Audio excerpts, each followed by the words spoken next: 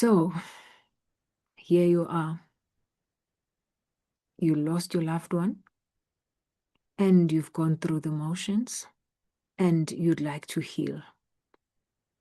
But the problem is, a part of you feels like healing means that you're going to have to let go, and you're not ready for that.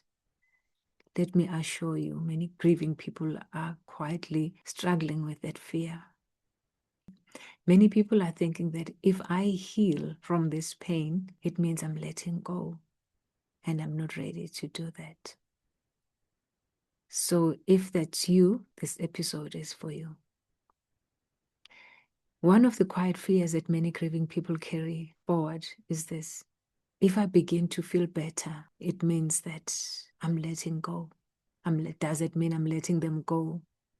Some people worry that if the pain softens, if the pain starts to fade, even just a little bit, love will fade as well. But it's not like that. It doesn't have to be like that.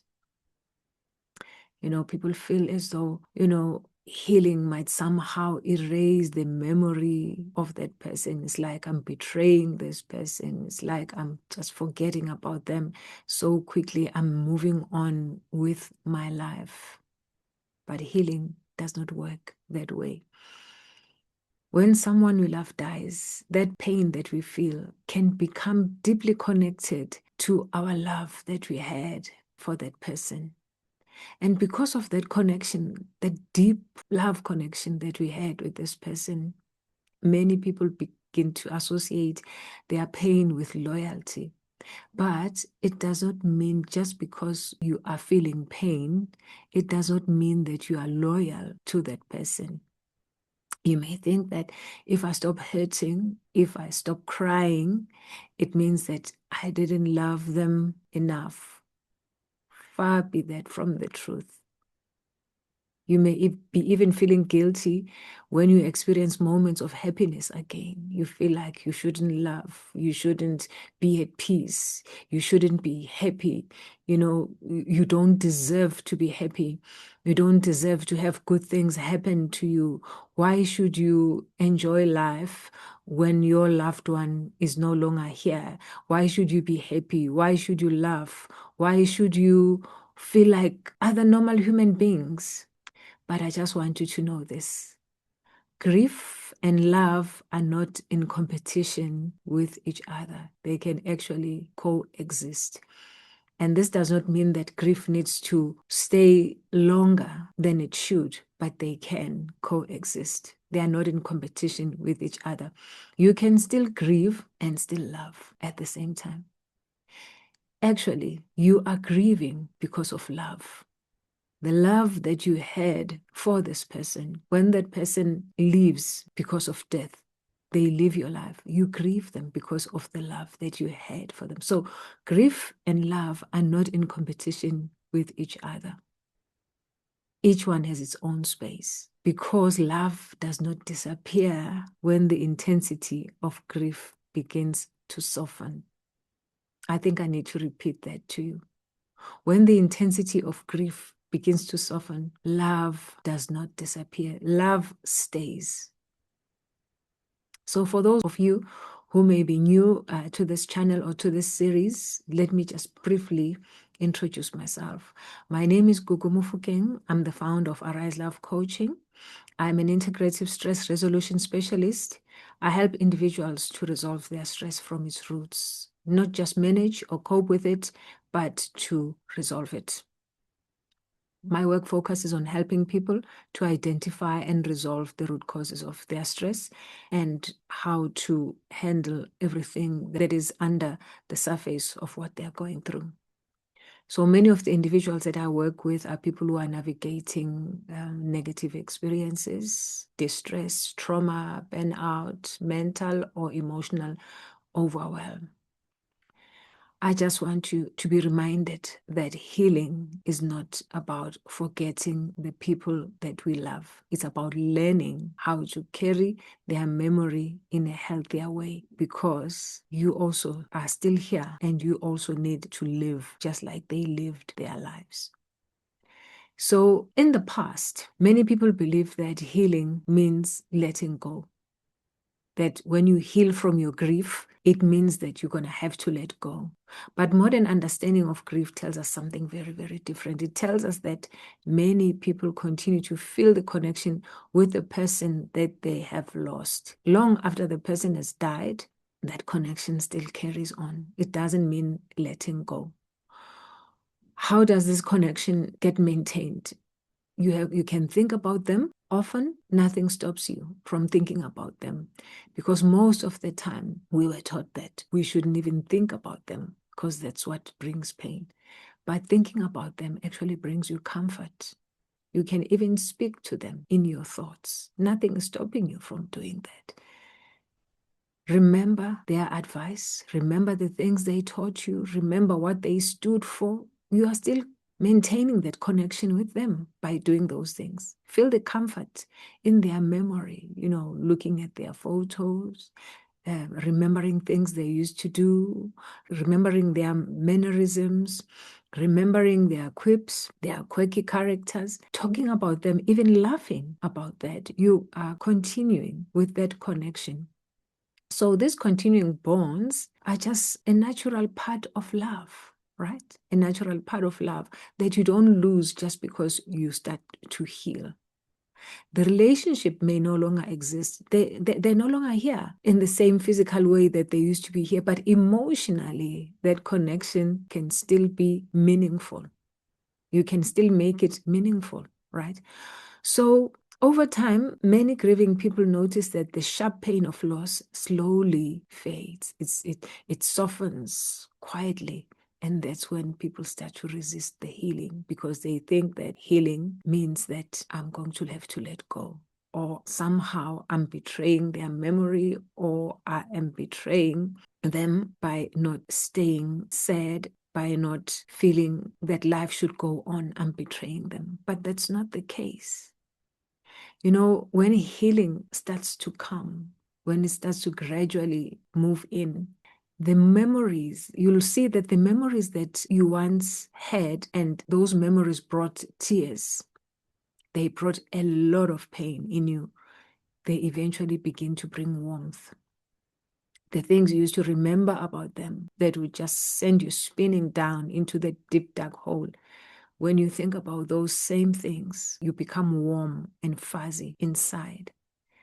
This does not happen quickly, and it doesn't happen the same way for everyone. It's different, but gradually something shifts. You can feel that something is shifting, and this is not the time to resist it. This is beautiful. This is healing happening. Knowing that you can still embrace their memory, you can still embrace that connection, but still heal so that you'll be able to move forward, bringing them along with you in your new life.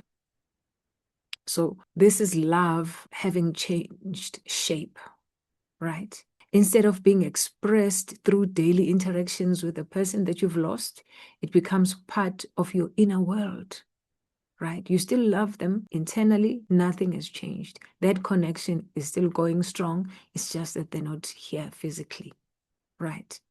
So the memory of this person continues to live through the stories that they told, through things that you went through together with them, through the values that they espoused, through the moments of reflection that you have.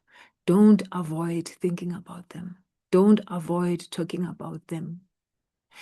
Some people find that eventually the love that they shared with this person actually becomes the source of strength. When you remember how much you loved them and how much they loved you, then that becomes a source of strength for you. So you may carry forward, as I said, the lessons that they gave you, what you learned from this person. You don't have to forget those just because that person is gone. No, your loved one, you still have a connection with your loved one. And the lessons that they gave you are permanent. You don't have to forget those. What about the values that were important to them? Carry those forward.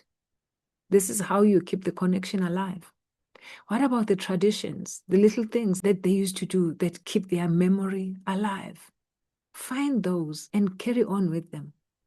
In this way, you are making sure that the relationship does not disappear. It just continues in a different form. As I said, you've got an emotional relationship with them. It's no longer physical, but it's emotional. And that emotional connection does not have to stop.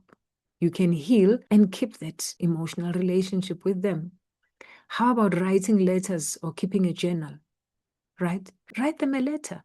Tell them things that you didn't have a chance to say, or things you'd like to say to them now, things you wish you had told them before and you didn't get a chance, or you were not bold enough to say.